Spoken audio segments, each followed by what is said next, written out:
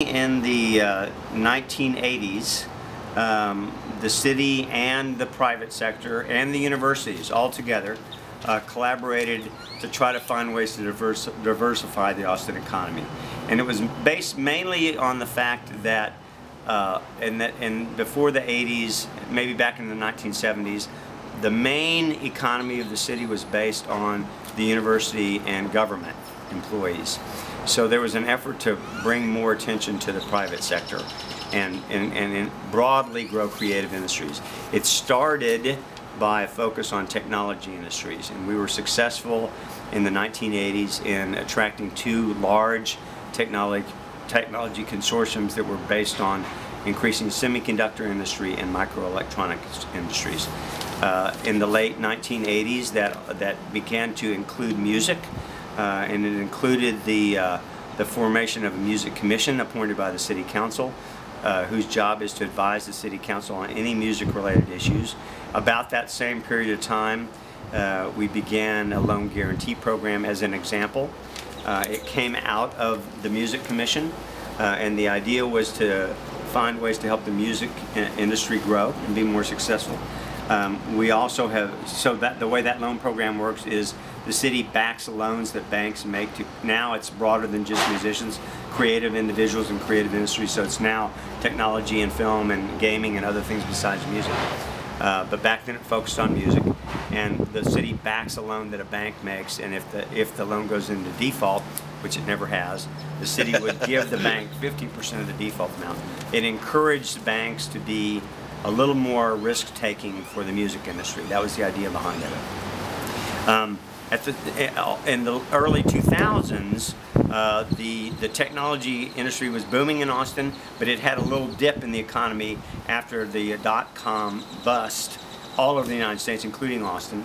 And so because of that, we wanted to diversify the economy even further, and that included looking more at gaming, looking more at film, but also looking more at music as well. Then only a few years ago, another example, so there was efforts to build the creative industries starting in the early 2000s because of this dip in the .com technology growth in Austin. And then maybe 2 years ago, so we're now at 2011, so maybe 2 years ago there was a live music task force. It looked at all sorts of ways that the city could be engaged in helping live music, including the creation of staff in the city. That has now turned out to be a new music division, which is a little over a year old now, which has several projects in it, including looking at ways to do a better job of creating industries between technology and music. It also includes looking at more international efforts to build international relationships between music in different regions of the world as examples. So those are two kind of current projects that are specifically related. We're also looking more closely at how the music industry can work better with residences related to sound is another example. Yeah. So that's I could go on and on and on. I know you can. But Jim, if you take a closer look, as Austin, as the live music capital of the world, how important is the music industry in terms of employment, growth, branding, etc.? We did a study on the financial aspect. Yeah, we've done two studies that look specifically at the economic impact of music. The first one was done in 2001, and it showed that the annual impact of the music industry was a little over $600 million annually. We updated those numbers in 2005, I believe, or 2006, and so this is now about 5 years ago or so, and it was $1 billion at that point. And it talked about a great number of jobs, a huge number, many thousands of jobs related to music, and a lot of taxes that come into the city government coffers because of music. The data for that kind of information is very helpful to elected officials, local elected officials. Not only does it quantify the overall economic activity and value, but it lets them know how many jobs are related to, in this case, the music industry, and also, very important to the elected officials, how many taxes come into the city because of music. And we've done those same kind of analysis for other creative sectors as well. Great. Can we go back just a second to the music division you mentioned before? Yeah. As a result of the report, it's around 4 persons or something like that. 4 full-time staff now. Coming from, recruited from.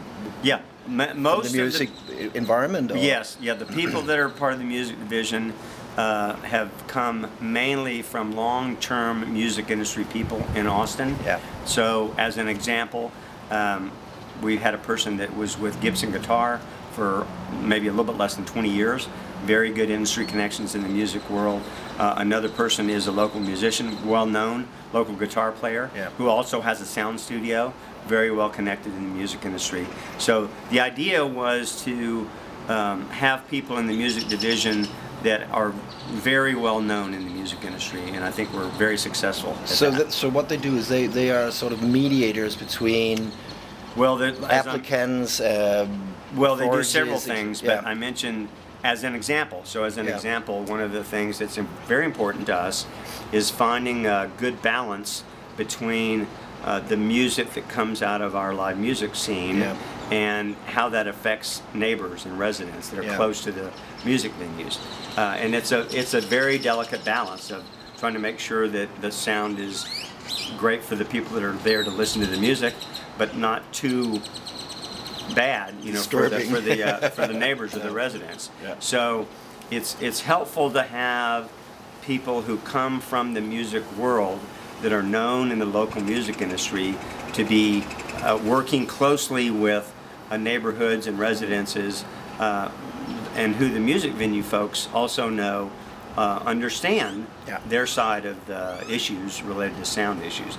That's one example. That's one example. But it's also when you're also talking about potentially new examples like the possible new international developments yeah. with music, it's also good to have people that have long music industry background yeah. as well. Sure. Just a brief insight on how you work with, as from the City Hall perspective, with South by Southwest. The city is actually an official sponsor of South by Southwest. What that means is that the city council votes to become, they have to vote to become an official sponsor, and it allows the city to waive fees yeah. And do other things to be supportive of South by Southwest. So, as an example, the fees that would normally be associated for such a large event, such a huge event, are estimated to be around $200,000 in cost, and the city is allowed to waive those fees and not charge South by Southwest for those fees, as an example. The city also provides, I'm going to guess that it may be around $30,000, something like that, for branding and for marketing efforts, as an example. Mm-hmm. So it's important that the council takes supportive action to be a sponsor. Sure. So just here to end up, what are your future projects in regards to the creative industry here in Austin? Well, they're on just related to music.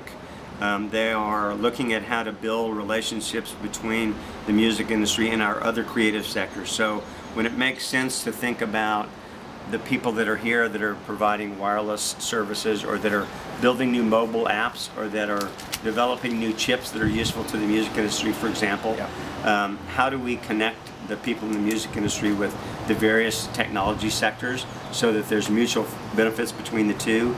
Same thing, by the way, how does it help the music industry to work with the gaming industry? How does it help the music industry to work with the film industry? So the interconnect between the various creative sectors, including music, is one example. I mentioned briefly that there's this new effort to look at potential international relationships. Mm-hmm. So I'm very hopeful that there will be an increased look at mutual benefits between Austin and other international regions. Certainly we would love to have a great relationship with Aarhus. That would be fantastic. That would be fantastic. And for example, the other thing would be sharing best practices ideas. Yeah, so if any of the projects we're working on, whether it's music or other industry sectors, creative industry sectors, if it makes sense for us to help other regions around the world learn, and vice versa. Yeah. So we'd like to learn from Aarhus. We'd like to learn from other international regions how we can do a better job, and hopefully we can bring some knowledge as well. Great. Thank you very much, Jim. Sure. Thank you. Pleasure. Yeah.